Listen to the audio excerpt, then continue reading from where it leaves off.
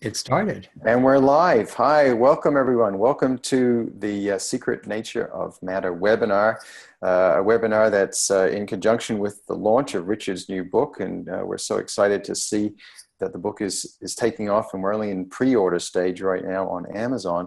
My name is Jeff Affleck. I'm helping Richard with the book launch, and I'd like to introduce Richard to you tonight in case you haven't had a chance to spend time with him before. You may know Richard Gordon is recognized as one of the pioneers in the field of energy healing. He's been developing new healing techniques that are powerful, yet simple and easy to learn, teaching them in workshops worldwide and making them accessible to people in books since the mid-1970s. So you'll know that Richard is the founder of Quantum Touch and is an internationally acclaimed speaker at conferences, medical centers, chiropractic colleges, and holistic health institutes. And he's been on the faculty at Hartwood Institute and the Holistic Health Institute. Richard's worldwide Quantum Touch workshops sell out very quickly, and his original Quantum Touch video workshop is now available. And many of you probably have that as one of the free gifts that you claimed or had the option to claim when you purchased his book. So welcome, Richard. It's great to be with you tonight. Jeff and everybody, I'm really glad to be here. Thank you so much. This is a great opportunity for everybody to learn more about this work. And for those of you, this is what your book is going to look like when it arrives. This is a pre-release copy, but it is the actual book itself. And I'm very excited about this particular book.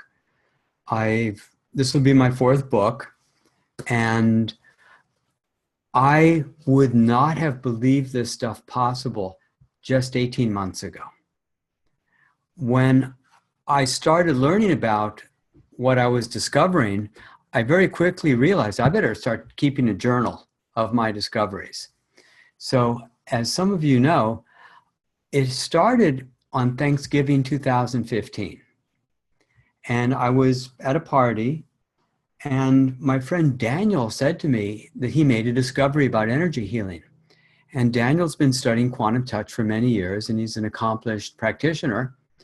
And Daniel said that when he makes a movie of himself doing a healing session, people watching that healing session actually experience healing. And when he told me this, I said, no way, that just can't be true. He said, well, test it yourself. So those of you who are familiar with my work in my last book, Quantum Touch 2.0, The New Human, in chapter, I think it was 19, I have this chapter called Visible Magic.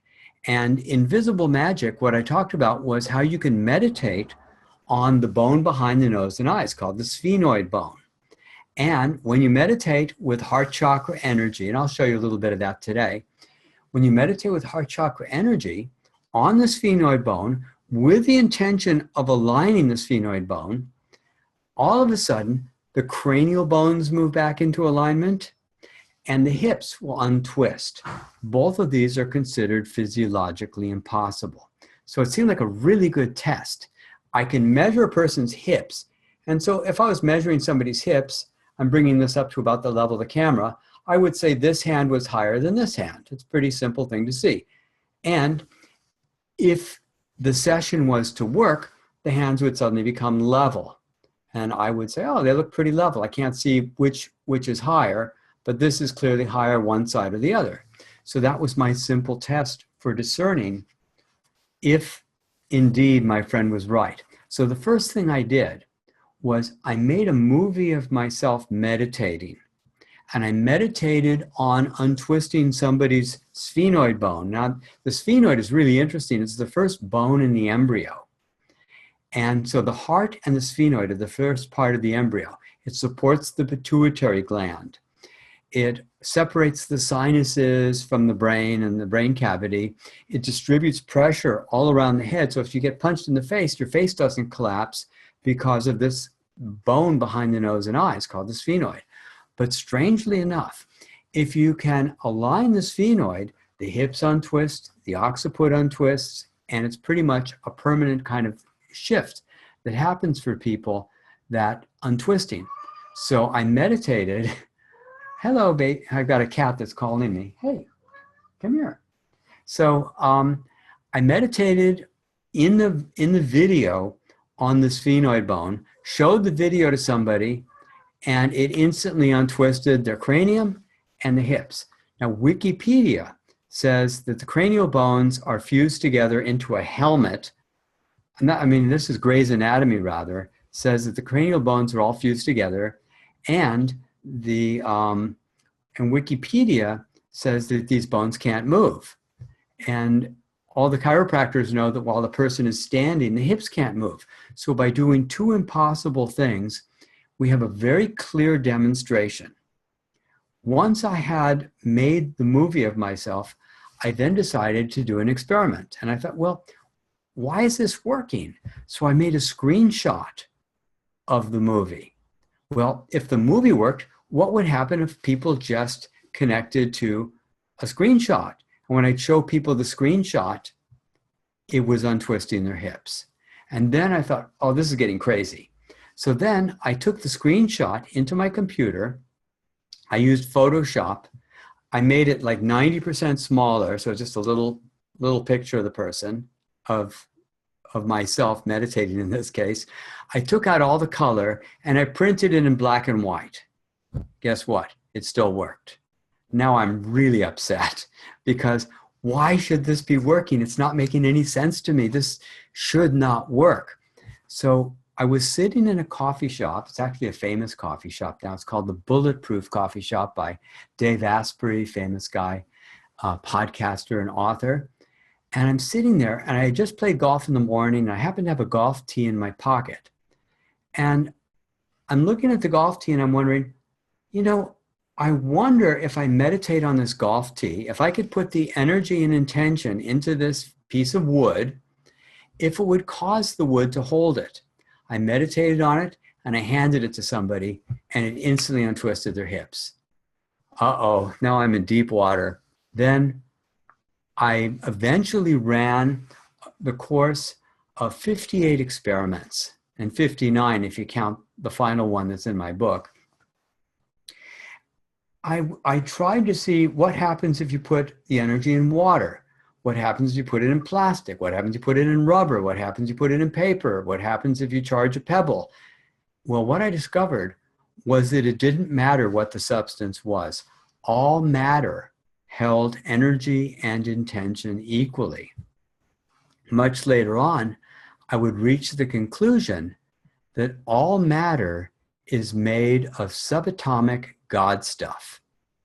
And so everything is made of consciousness, of all that is. I continued the experiments further. And I did a whole series of experiments to see, can you erase the information in an object? So I found a slug, the things they use in construction sites or electrically, and I put the energy into it, handed it to somebody, and it untwisted their posture. And then I thought, well, what would happen if I hit it with a hammer? So I got this big sledgehammer. I'm smashing the smithereens out of this thing. Touch somebody with it, still works. And that was like so surprising to me. I would charge water. If a person takes a sip of the water, it worked. And I'm trying to find something that doesn't work.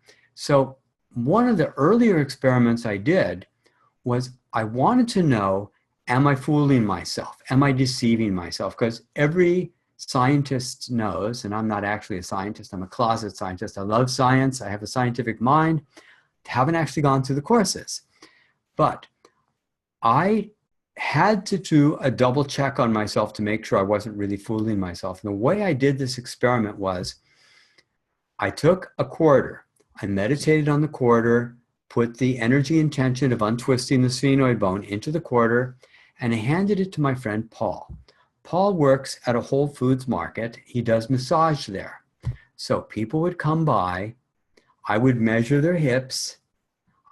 Paul had the quarter on a shelf. And then I walked around the corner for 30 seconds or a minute. And then when I came back, I would try to guess if he had handed them the quarter or hadn't handed them the quarter. He had plenty of time to just hand it to them, take it back, put it back on the shelf, or not hand it to them. It took me roughly 2 or 3 seconds. Just, I measure, nope, you didn't hand them the quarter. Yeah, yes, you did hand the quarter. No, you didn't. Yes, you did. Every single time I was able to correctly guess whether he had handed them the quarter or he hadn't, except one time. And these anomalies always open up new discoveries. So I'd done it like 10 times in a row. It was perfectly fine. And then there were 2 people there. And they were both had their hips really twisted. So it's really easy for me to measure. I just put my hands on the bone. And it feels like you're touching a tabletop. If you're good at it, you just push down till you hit bone. That's it. So this hand's higher than that hand. Okay, now they're even, now they're not. So I did that. And I walked around the corner. And I measured the first person and said, oh, you handed it to her. And he said, yes, I did. And I measured the other guy and said, oh, you handed it to him too. You're getting tricky. He said, no, I didn't. I go, really? So then I had to rethink it. Well, what happened while you were handing it to him? Well, it turned out the other guy was looking at it really carefully to see what was different about that quarter. And he had gotten it. He had actually received it just by connecting to the object. So then I started experimenting. Well, if people just look at an object with enough intensity, will that work? That was a whole series of experiments there. I don't remember the order I did these in, but just to kind of give you some idea of some of the other experiments that I did, I wanted to see what I could do to make it fail. Because when you're doing research, you not only want to see when it does work, but you want to know when it doesn't work, and then discover the lawfulness of what makes it work, when it works, and when it doesn't work. So what I did was I found all kinds of objects and tried to erase the memory. So one of the first things I did was, okay, I've got my coins are really handy because you can always get a new coin and charge it. And it was a little bit difficult to find subjects because once I had untwisted somebody's posture, I could never work on them again. So I had to keep meeting new people. So I was really kind of living at the coffee shop, meeting people constantly so I could start conversations and eventually test this out with them. And so one experiment was, okay, I got a quarter and it's charged. What if I put sage and sage the quarter? Will that erase the memory? No. What happens if I have water and I boil the water? Will that erase the memory from the water? So I after the water cooled down, I put it in a little vial, handed it to somebody, and it worked immediately. But what about the water that boiled and had collected on the lid of the pot? I collected that and it didn't work. So when the water changed state, it stayed as water boiling and it still maintained the information. But when it boiled and it had evaporated and then became water again, it had lost the information. Then I did another experiment where I took water and meditated on the water and turned it into ice. Would the ice cube still work? No, it didn't. When the water turned to ice, it had lost the information. But strangely, and I'm not here to explain this, but just to say what I discovered, was that ice turning to water did maintain the information, but water turning to ice did not. Go figure. This is just what the experiments told me. So these were some of the experiments that I ran. And let's see, something else may jump out. Oh, yeah, I tried all these different ways of deleting the information. And I did a homeopathic experiment. I almost forgot about that one. What I did was I went to an office where I had access to a sink and a whole lot of people. And I had 6 bottles with me, brand new bottles. And I put them all on one side of the room. I picked up one of the bottles, I filled it with water, and then I meditated on that bottle of water and then handed it to somebody in another room, and it untwisted them immediately. Okay, so we've got that set. That works. Then I took bottle number 2, filled it with water, added 2 drops from bottle number 1, shook it up, and then I took bottle number 3 and carefully added 2 drops to that bottle, added water, shook it up, and did the same thing until I got through bottle number 6. When I got through bottle number 6, I took the bottle into the next room, handed it to somebody, and it instantly untwisted their hips. Now, you got to realize that bottle 6 had a dilution of, I think I did the math on it, it was something like 240 trillion diluted, 1 part per 240 trillion parts, and calculated how many drops were in the bottle and multiplied it times the number of bottles. And it was just this insane number that came out. It still worked. And that suggested that there is value to homeopathy. Well, the experiments continued along these lines. And then one day, I was noticing anomalies happening in some of my experiments. And I was noticing that other things nearby were becoming charged, that I hadn't intended to be charged. So I did this experiment where I had a woman, and she had her back to this long coffee table. Again, I'm at the Bulletproof Coffee Shop. Her back is to the table, and I lay down 15 pennies behind her. And the pennies were 3 or 4 inches apart. And I meditate on penny number 1 that's right behind her, and the furthest penny is about 4.5 feet away. And I measure her again to make sure that I hadn't accidentally caused her hips to untwist. And her hips were still very well twisted.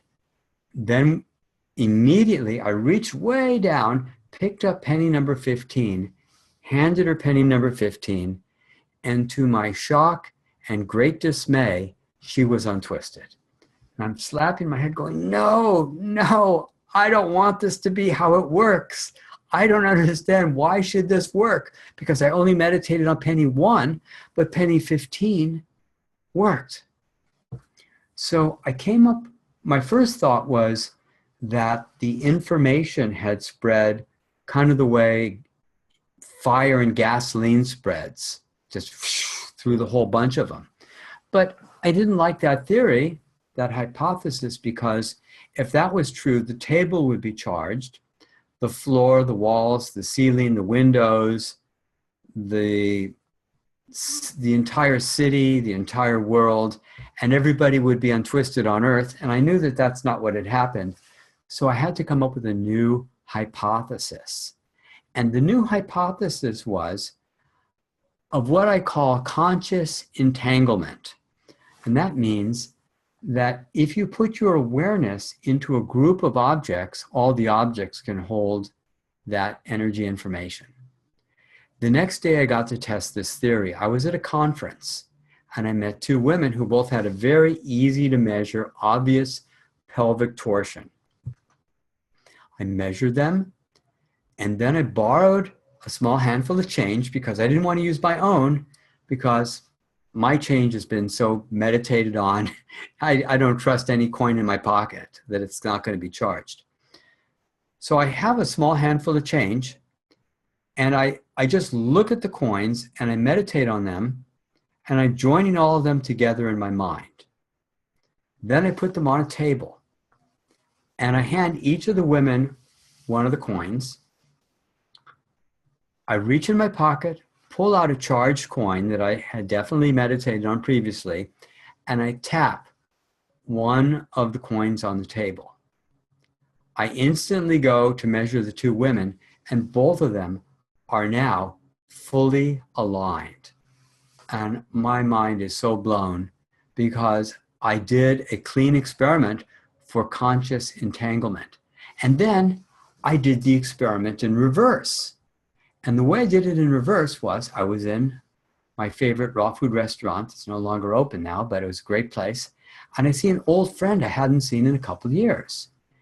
And once I got her permission, what I did was I put a handful of change on the table. Actually, it was her change. She puts her change on the table, but I didn't ask her to look at her change. I just put the change on the table and pick up one of the coins. She does. I tap. I'm not giving any attention to the coins. I just walk over and tap one of them and measure her, and she's still out of alignment. I got so excited because I was able to do the experiment in reverse without meditating on the coins to begin with. And then once I had done that experiment multiple times, I did them in all kinds of ways where I'd have groups of people meditating or individuals meditating, and just tried every variation I could think of until I came up with the more firm conclusion that this was how it was working, that objects that are joined together in consciousness all hold energy intent. Once I knew that really clearly, and I thought about all the implications of what this means, I then decided to create what we now call the quantum touch pendant, which looks like this. It comes in gold or silver, and actually I'm wearing one, but I'm kind of shy, so I keep it tucked in most of the time. What I did was I created a pendant, and then once they were manufactured, I joined them all together in my mind. And then once I had joined them all in my mind, I sent out a gift to our top 50 instructors in the world and instructed them to put their best healing energy into it. And then we quickly sold out. The students went crazy when they realized what this thing was. And I didn't even know what this was. I knew that if I touched somebody with it, because I put the program into untwist pelvic and occipital torsion, and many of you have probably seen a video that I created called Quantum Touch Pendant Demo, or Quantum Touch Pendant Surprises. There's a couple videos there that have that whole aspect being demonstrated, where I touch somebody and people are feeling the occipital bones and being really surprised that the occipital ridge is actually moving spontaneously into place. So that was really exciting, but I still didn't even know what this quantum touch pendant was. And we're still learning, by the way, because it's more than I had ever anticipated. The next experience I had with the pendant was I was taking a walk with one of my best friends, and he had stubbed his toe so badly in the morning, he said it was becoming too painful to walk any further. And I said, well, why don't you take your pendant and just lay it on your toe? He was wearing sandals, so it was really easy to do.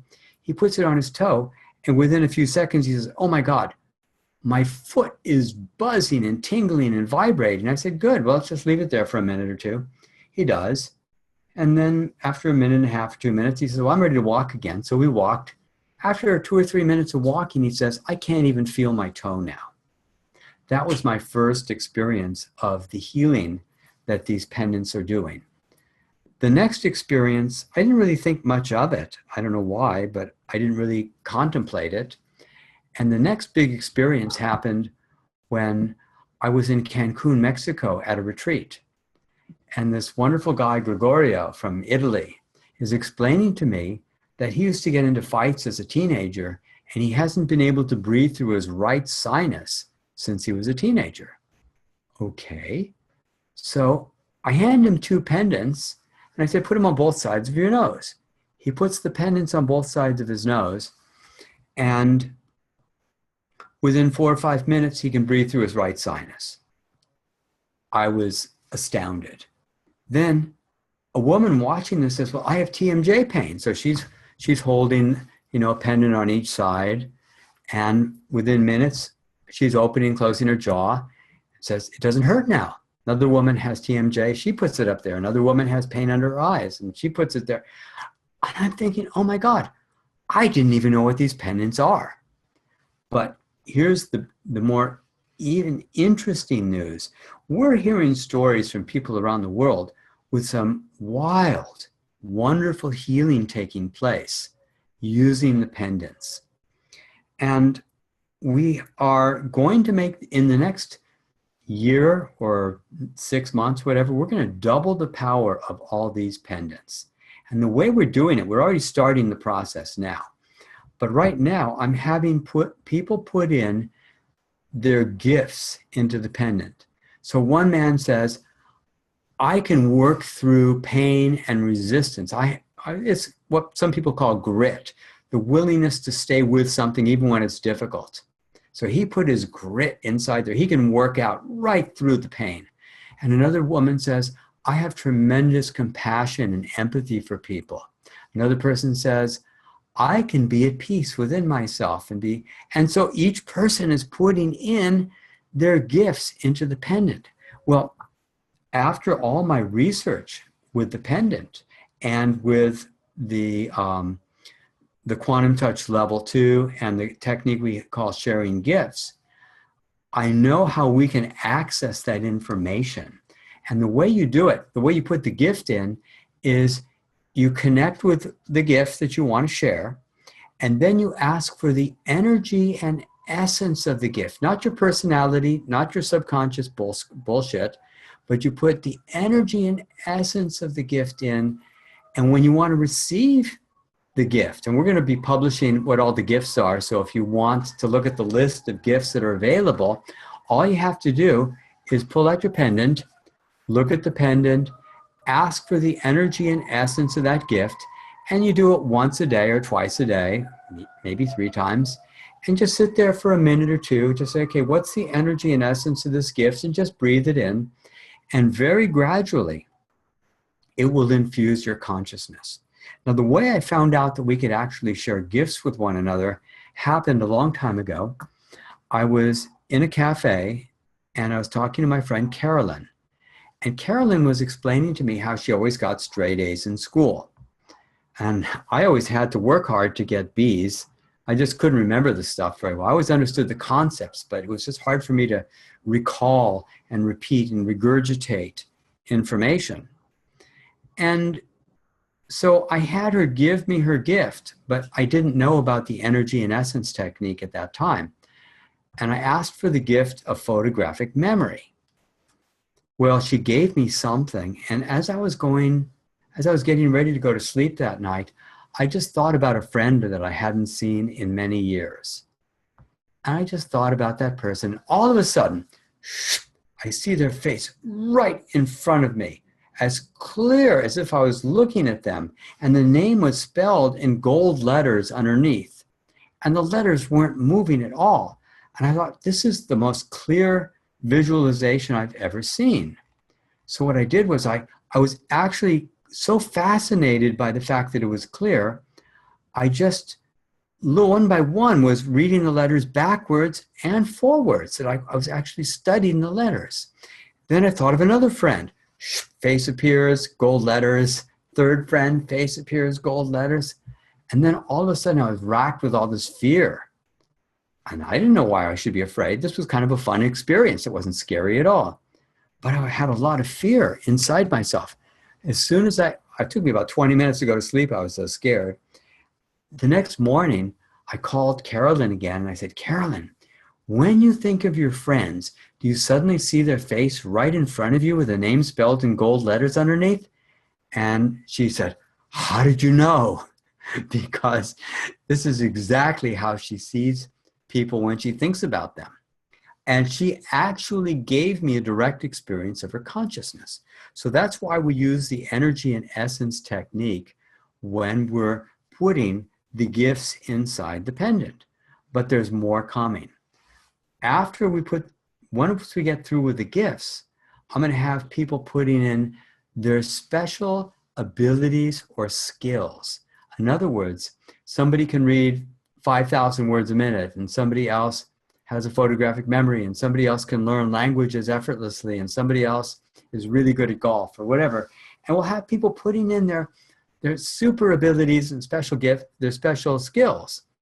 And then when we've gone through that phase of the pendant, then I'm going to start focusing the whole group on waiting for the day that they have their peak experiences, the best day of their life.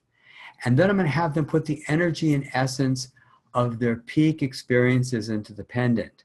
And when you want to feel that tremendous joy or overwhelming gratitude or connection to source or whatever that might be, we're going to have people put that into the pendant. So for those of you who've bought the book, and I guess all of you have now, you just haven't received it, all of you get $30 off temporarily while we have the sale available if you choose to get a pendant.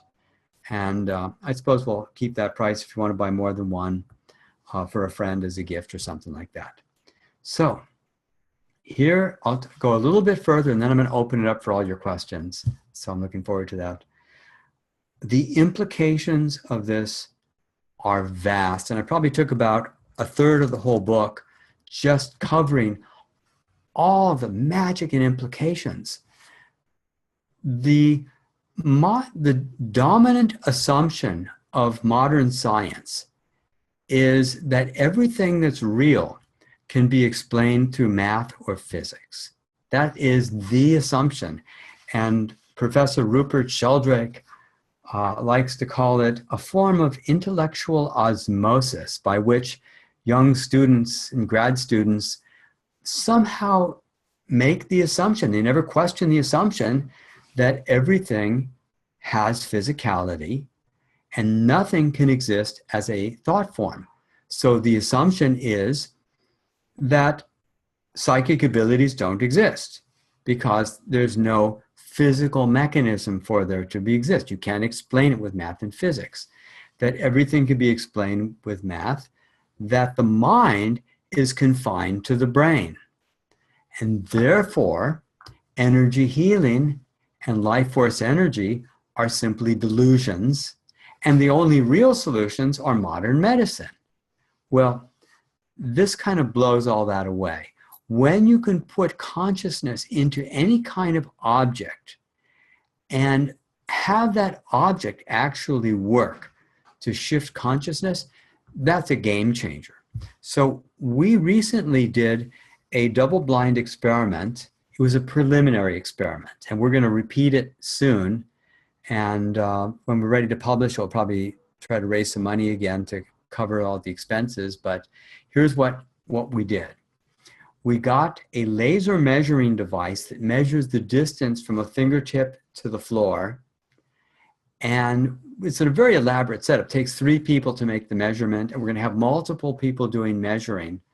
And in the preliminary experiment, our margin of error when you put your hands on somebody's hips was about 2.5 millimeters, or about that much. So it's a little tiny bit, about that much. And when people moved, they moved about 11 millimeters, about that much. And so we got a really solid reading.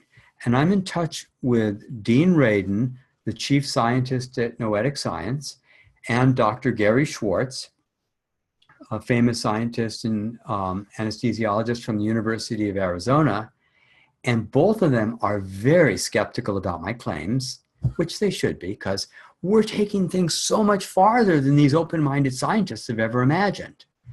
And once I've run this experiment successfully, then they say they're going to replicate the experiment as good scientists do. They'll try to make it fail. And if they fail at failing, then we'll be on the map. And then they'll start talking about this work and saying that it's real. So a couple of the other implications of this are that there's this test called the Turing Test. And a lot of scientists are speculating, and it's a really common thread in science fiction, that one day we're going to be able to upload our consciousness from our brain into a box, into a machine, and then we're going to be immortal robots living forever inside a machine. And my argument is, no, it's not going to happen. Because we are primarily, we're a soul living in a physical body. We're not just digits. And there's this thing called the Turing Test. And the Turing Test was conceived of by Alan Turing. And maybe some of you saw the movie about the Enigma machine and Alan Turing, who is estimated to have shortened the length of World War II by a few years by breaking the Nazi code and building the first mechanical computer of our time.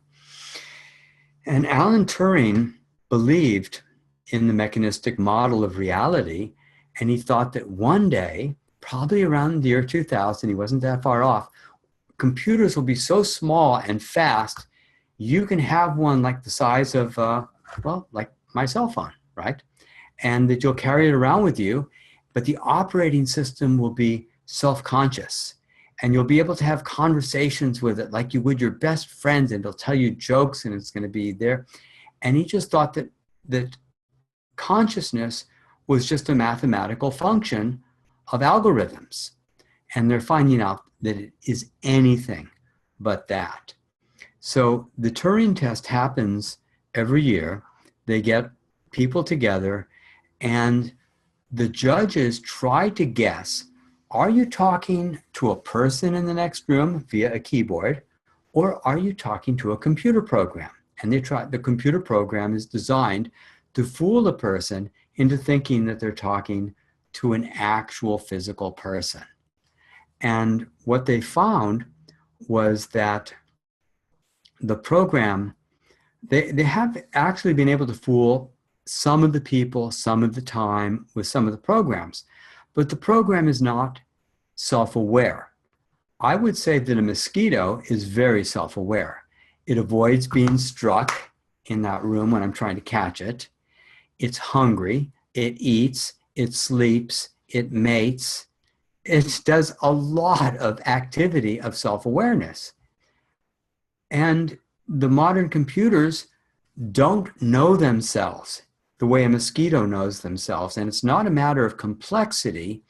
It's a matter of having consciousness, of having self-awareness of self, not a program that imitates that, but it's actual self-awareness.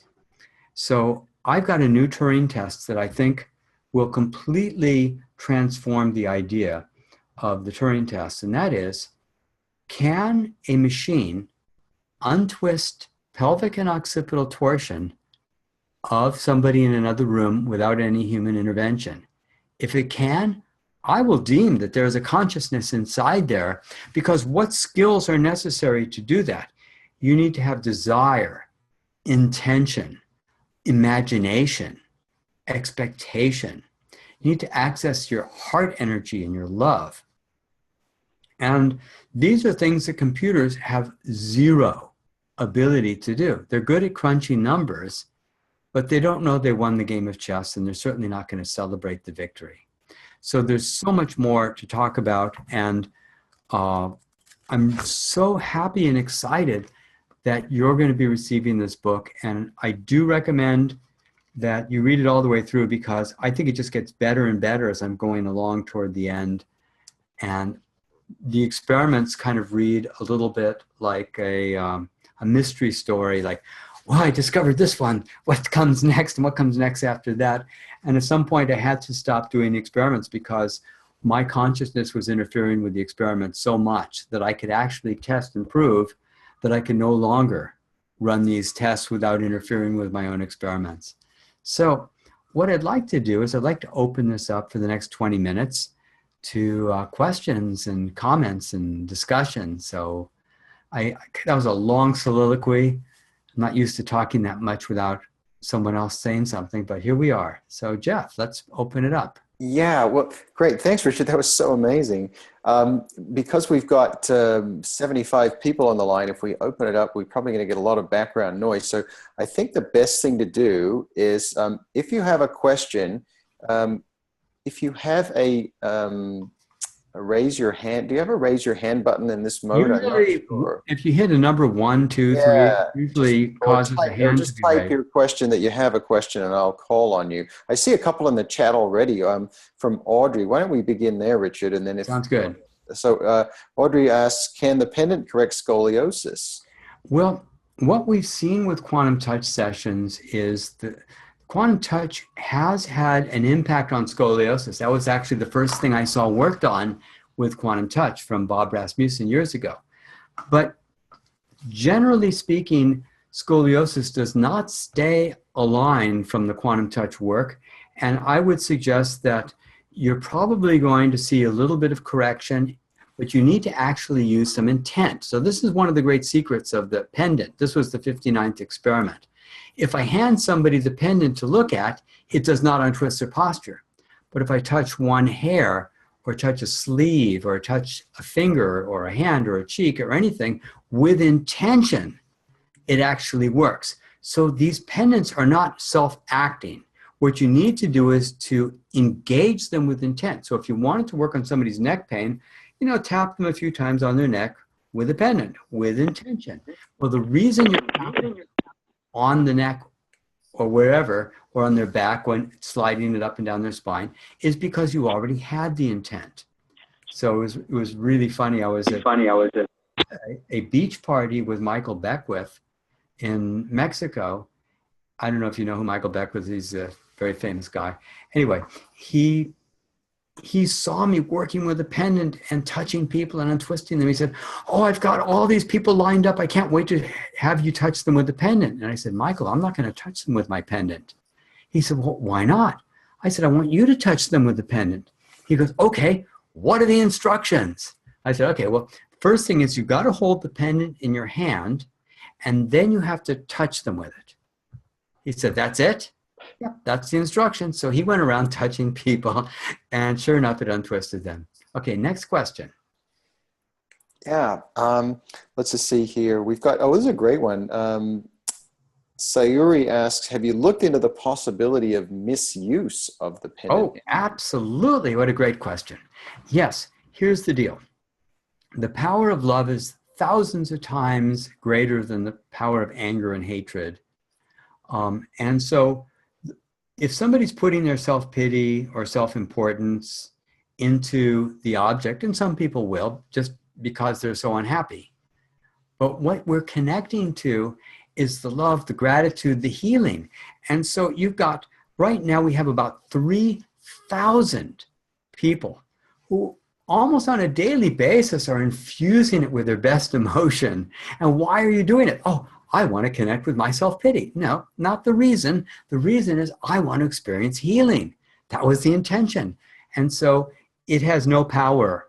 The self-pity and self-importance and the pain and suffering that people have no power on the pendant. What's really powerful is the thousands of people putting their love and healing energy. And we've got some extraordinarily powerful practitioners of quantum touch and other modalities who are infusing this. So you don't need to have studied quantum touch, although I do recommend it. If you want to infuse your pendant, all you have to do is get in touch with your love, your gratitude, somebody you cherish, positive emotion.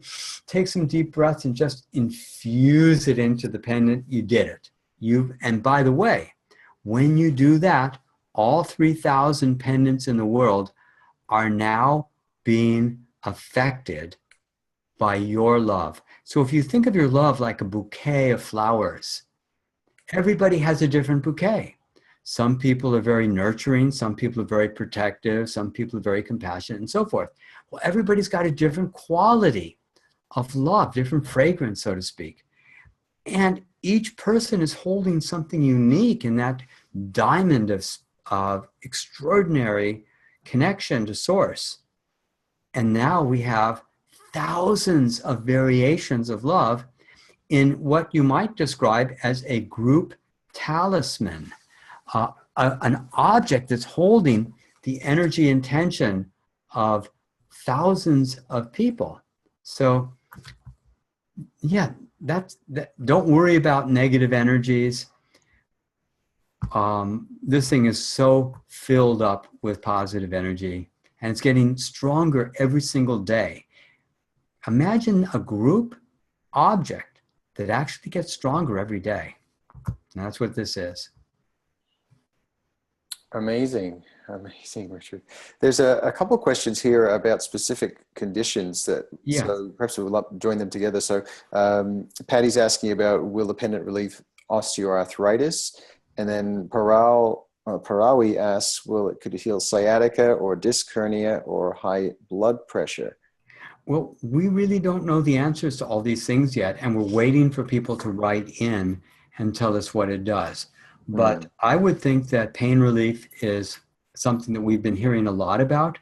And so if you have somebody with that, tap them with a pendant or hold the pendant on yourself where you have the pain. And we've got a lot of stories about people holding it over areas of pain.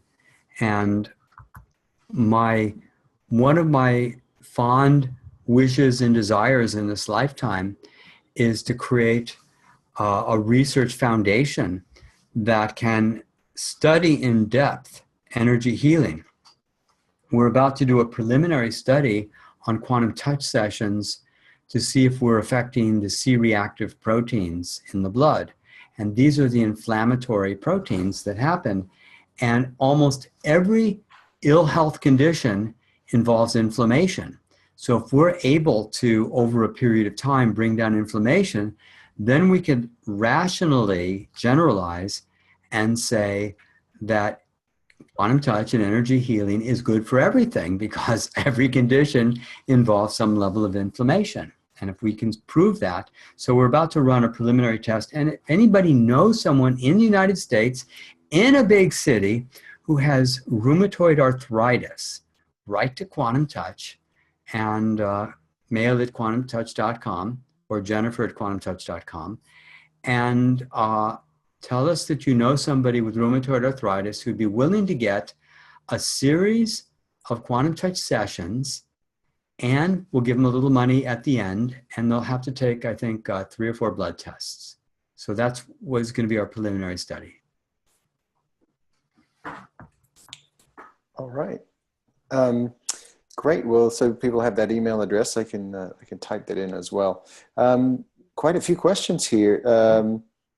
Well, here's I'm just going to grab one randomly because I think this is a good one. How long does it stay charged, and how do you recharge it? Okay. Unlike a battery, this thing will never lose its charge.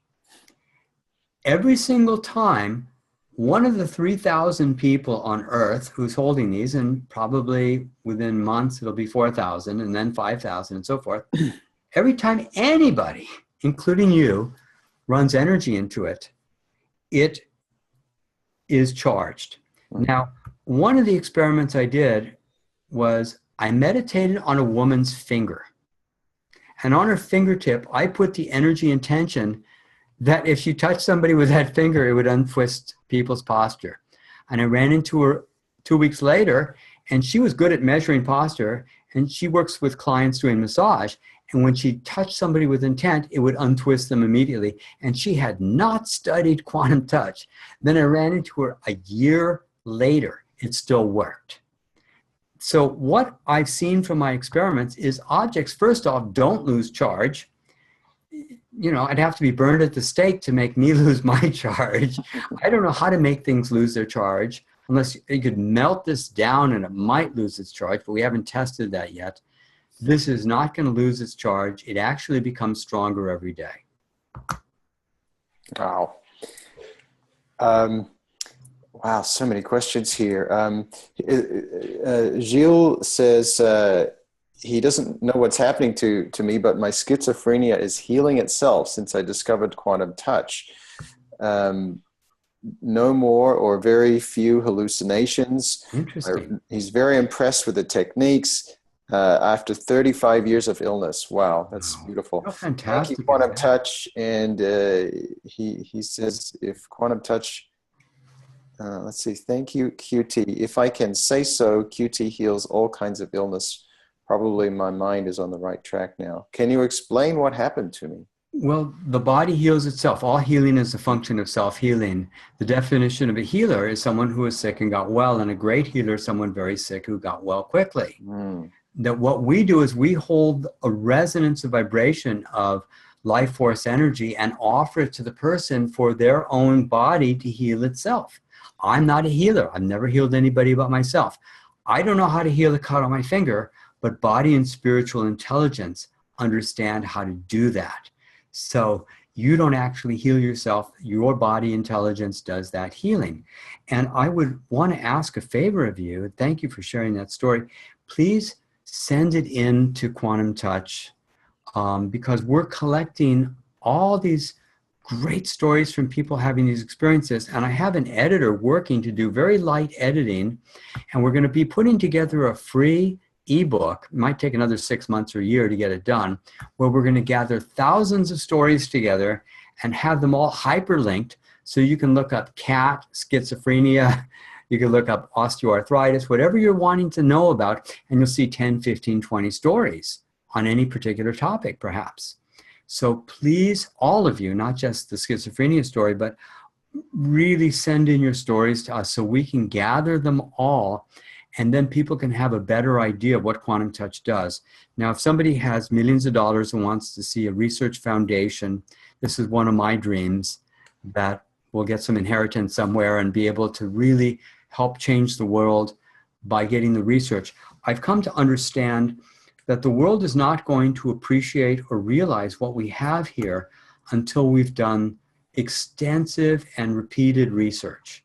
So now we're willing to speak that language and get that research. So please get on our mailing list. The newsletters are totally amazing these days. We've got an editor now helping us out. And we're going to be publishing a lot of new information about the pendants, about what Quantum Touch can do, and other things that are newsworthy. Right. Thank you. So we have a question from, well, let's see, it says KMKAR is the handle.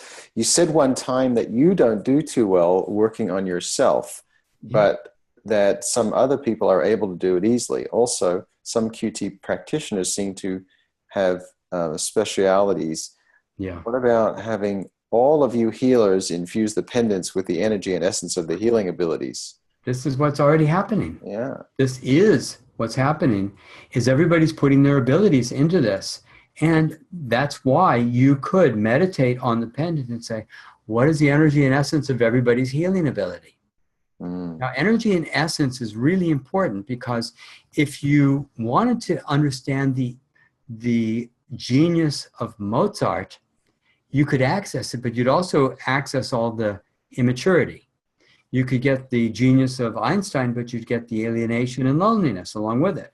But if you're working with the energy and essence of the thing itself, then what you're getting is the spiritual quality, that infusion of essence itself. And that's why it's so effective. And a couple questions were about entanglement. So how is the quantum entanglement of the pendants assured? What steps are taken? Yes. And I think someone else asked about entanglement as well. When I receive a new batch of pendants, I spend quite a bit of time joining them all together. And I do a very careful job connecting with them all. And once I've done that, I charge them with my best energy, but then I also have samples of other generations of pendants, and I link them to all the previous generations. So every pendant is connected. Really, it's like it's overkill. I do it like 5, 10 times more than necessary, but just because I want to respect the process so deeply. So all the pendants are entangled with every other pendant very, very carefully and very, very well. So you're not getting a dud. There are no duds. They're all activated and charged. And if you're wondering, they've got a copper base. We have a 3-day process to put the gold or silver on it. And we're going to be making a special run, probably be ready in 3 months. Don't ask the office yet. We haven't announced it.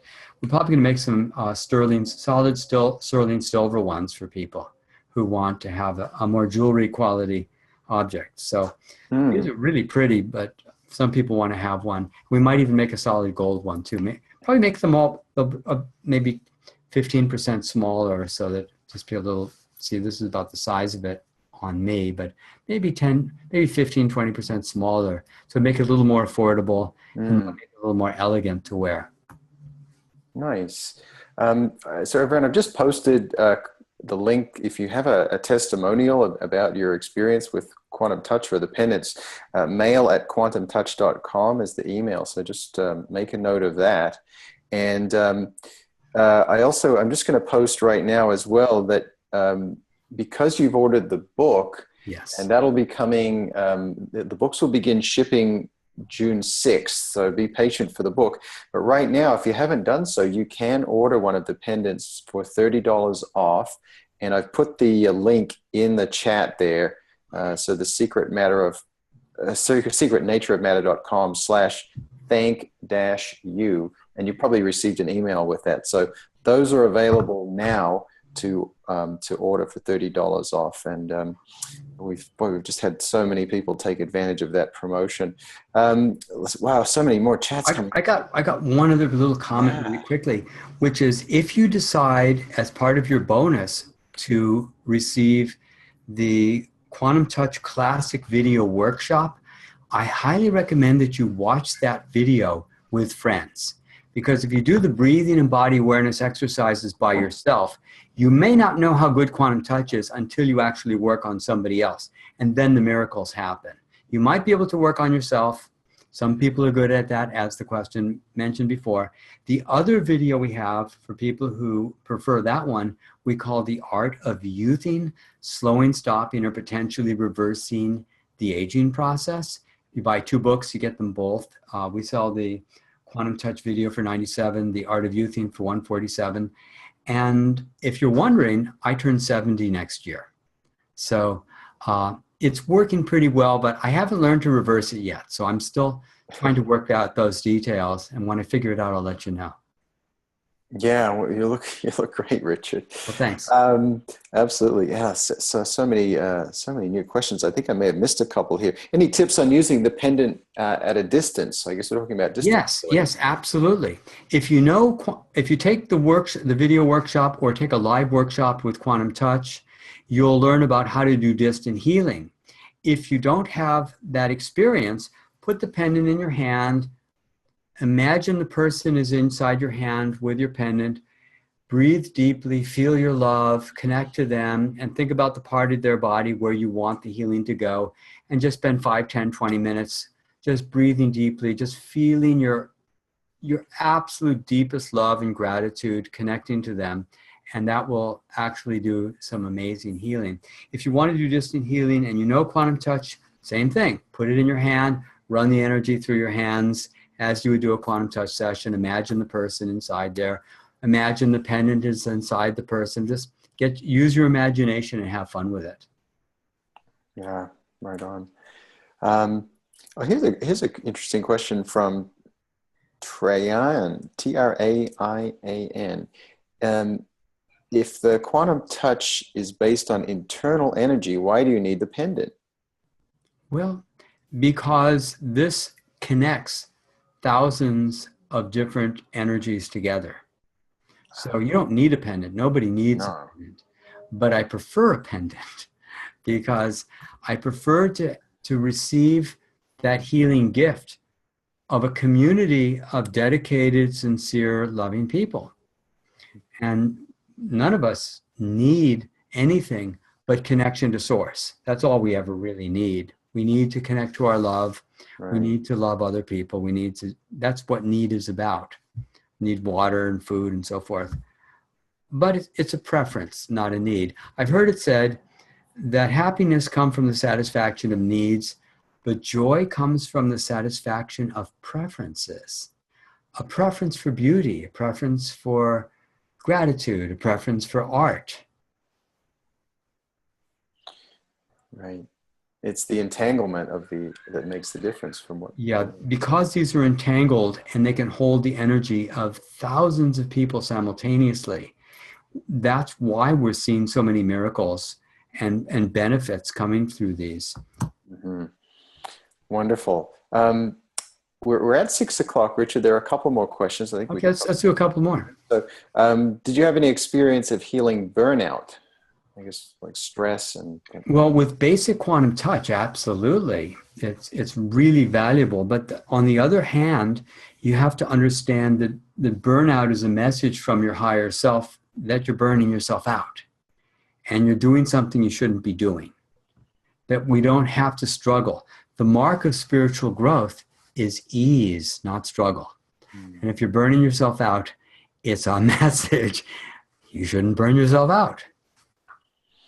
Right. Joy asks, would it work for someone who is so negative and ravished with pain throughout their body? It might help. It might help. No harm. Gilles said he's got a lot to learn about the pendant. Thank you, Gilles. We're still learning about the pendant. We don't know what this thing is yet. We don't know the limits of what we can do with this. And I'm so excited to be in a position to be on that cutting edge of discovery and to find out where this goes. So I just had a meeting a few minutes ago with a filmmaker, and we're looking to make a documentary. And eventually we'll do some crowdfunding on it, but you'll be the first to know right now. It'll be called the Galileo Project. And the idea is, what would happen if you had visible, teachable, paradigm-changing information, and you tried to show scientists and other people, would they be willing to look through your telescope, so to speak, use the Galileo analogy? And Galileo wrote this letter to Kepler. He wrote, "My dear Kepler," and this is paraphrasing it slightly, but he said, "When the learned refuse to look through the telescope, shall we laugh or shall we cry?"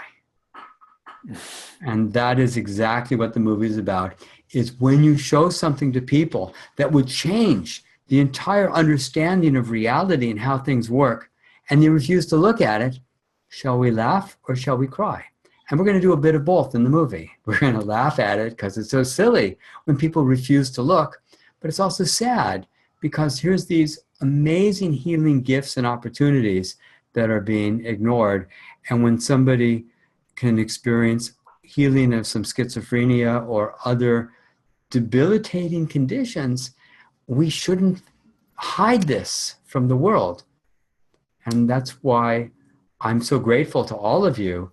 And so please spread the word about my book and get into Quantum Touch. And, you know, every single person we've ever hired for Quantum Touch ends up spending their life with Quantum Touch, because when they find out what this thing is and they get involved with it, they never want to leave. Richard, I'm just wondering, since you just mentioned about spreading the word, could you talk a little bit about the opportunity for people to purchase multiple copies of the book and receive free pendants? Oh, well, I think that I don't know the details of that, but you do. So I'll let you explain that. Well, Richard has a promotion. You may have seen the details already, but we've made it so that if you buy 10 or more copies of Richard's book, so a bulk order, you'll receive a certain number of free pendants. And you're basically getting the books at our cost, and then the pendants are free. And you can then sell those books to your clients, to your friends, to whomever. And you can also sell the pendants. And the offer is structured in such a way that you can actually double your investment if you're able to sell all of the books and pendants. So it's there for you. And I'll put the URL in the chat. I know a number of people have already taken advantage of that. If you're in the US, there is no cost for the shipping. And we're trying to keep our costs down as much as we can for you if you're overseas. So something to consider. And I'll pop the URL in the chat, which is the secret nature of matter.com/bulk, BULK. But take a look at that. And because if you are considering buying a pendant, and I know we've had a number of people buying more than one, it's actually probably a better deal to buy maybe 20, 25 books and then get a few free pendants. Yeah. Well, thank you all so much. I'm really grateful for this opportunity to share. And my vision and my intention is to shift the consciousness in the world, to raise the consciousness. And I really appreciate all of you taking the time to be on this call. Yeah, thanks everyone. It's been great to have you with us tonight, and we'll post a recording of this so that you can watch it again. And Richard will be hosting another webinar on Monday, June 5th at 10 a.m. Pacific time. So that will be better for some people who are not able to come in the evenings, better for those in Europe. And we really appreciate you being with us today. Thank you so much. Okay, I'll hit the record button again. Thank you all.